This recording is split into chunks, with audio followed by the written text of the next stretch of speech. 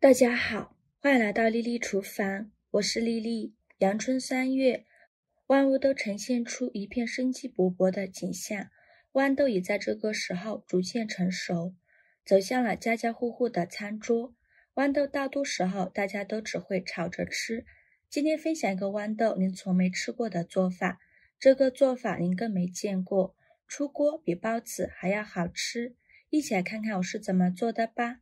花了7块钱买了2斤豌豆，我买回来的这种豌豆是带壳的，如果想偷懒的朋友也可以买包好的豌豆米。我们现在把豌豆米包出来，豌豆壳就不要了，直接扔掉就可以。把包好的豌豆放入一个大碗中，豌豆的营养价值极高，含有丰富的蛋白质、维生素 C 和其他多种矿物质，也让它有了一个赛黄金的称号。对于正处于生长发育期间的孩子来说，豌豆是一个不折不扣的长个菜，所以这个时候可以让孩子多吃一些豌豆。2斤豌豆刚好包了这么多，再倒入适量的清水没过豌豆，把豌豆清洗一下，把表面的灰尘和杂质清洗掉。洗净后控水捞出，把它放入另外一个大碗中，跟着准备3个鸡蛋，将它打入一个小碗中，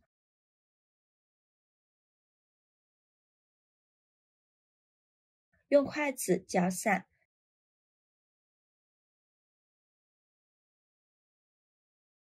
搅散后把鸡蛋液倒入豌豆的碗中，用筷子搅拌均匀，让每一颗豌豆都能裹上一层鸡蛋液。搅匀后再倒入料理机中，再加入100毫升清水，选择果蔬功能键，给它打成豌豆糊，可以多打几遍，打得越细腻越好。打好后倒入一个大碗中，往里边加入4克酵母，加10克白糖，促进酵母发酵。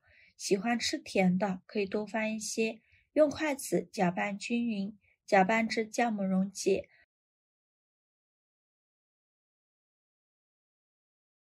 然后加入400克普通面粉，面粉要少量多次的放，边倒面粉边用筷子搅拌，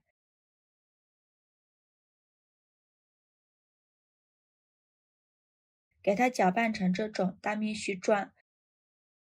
再加15克食用油，这样做出来的面食会更加的蓬松柔软，然后再下手揉成光滑的面团，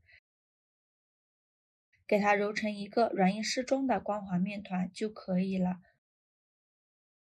再盖上保鲜膜，发酵至原来的2倍大。趁这个时间，我们来准备一点豆沙馅，大约是260克左右。面板上撒一些干面粉，把豆沙馅放到面板上，用手给它揉一揉，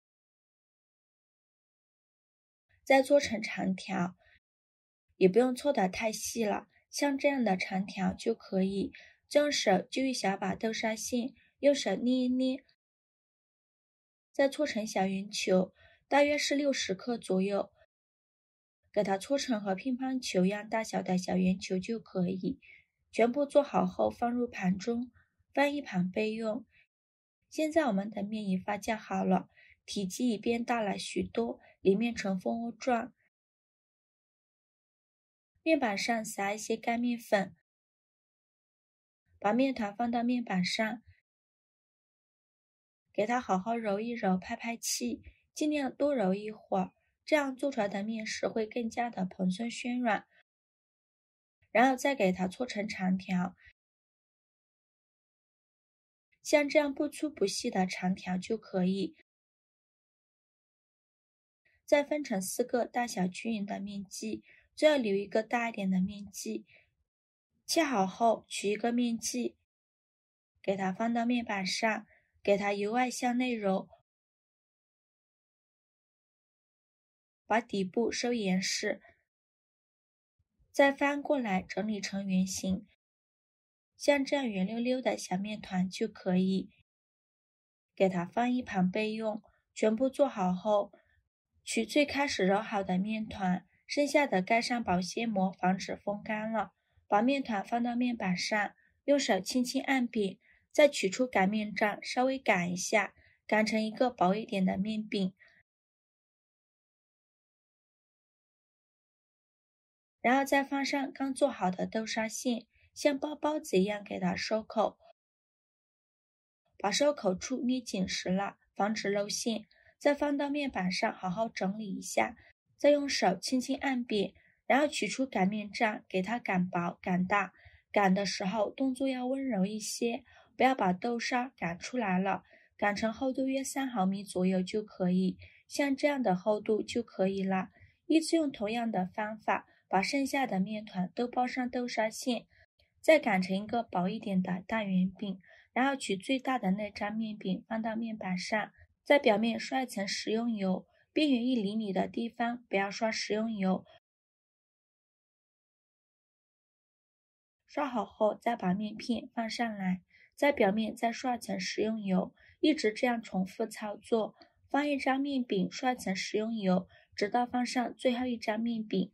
制作视频不易，您的每一个留言和每一个点赞都是我前进的动力。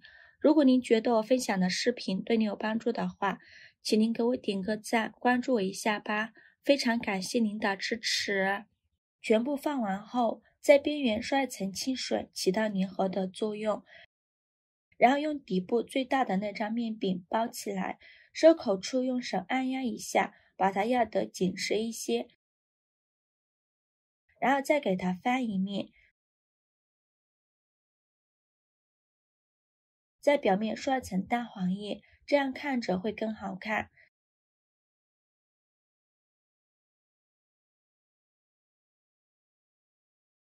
再撒一些白芝麻点缀一下，这样不仅能增香，还能补钙。像这样一个生胚就做好了，再把它放入蒸锅中，盖上盖子，2次发酵10分钟。20分钟后，我们打开盖子看看，体积已经变大了许多，像这样就2次发酵好了。然后再盖上盖子，大火蒸30分钟，时间到，关火焖5分钟，再打开盖子。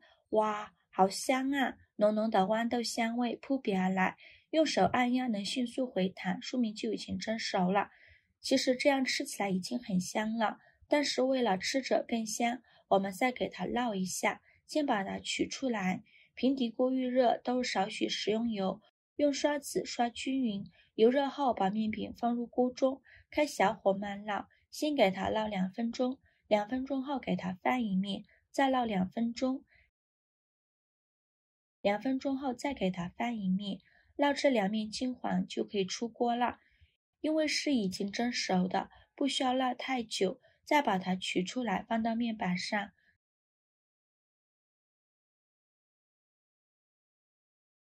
再用刀切成自己喜欢的形状，切的时候都能感觉到表皮酥脆，里面非常的松软。切好后装入盘中，就可以美美的享用了。非常好吃的豌豆千层饼就这样做好了，层次丰富又分明，每一层都有豆沙馅，吃起来松软又香甜，而且是用蒸的，好吃又不容易上火。挑食的孩子都非常喜欢吃，做法比包子简单，比馒头好吃。喜欢的朋友就赶快收藏起来试试吧。喜欢我的视频就关注我吧，我每天都会分享不一样的美食视频。我是丽丽，非常感谢您的支持。